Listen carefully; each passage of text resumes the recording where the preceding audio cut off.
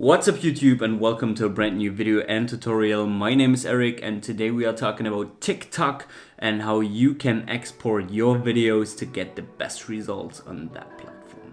Let's head right into it. So you got your video down here in your 4K or 1080p timeline, but since the aspect ratio of TikTok is vertical and not horizontal, we need to change that. So go over to your project, click on that project, go to the inspector window and click on modify. Here we click on video, choose custom and change the resolution to 1080 x 1920. By doing this, your video is now vertical.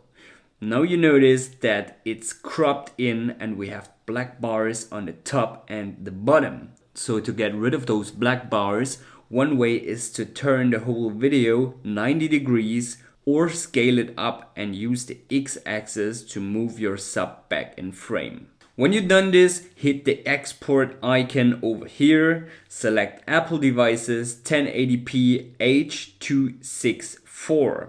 TikTok only allows 287 MB files, so double check that your file is below that. Otherwise, change the export ratio to a smaller size.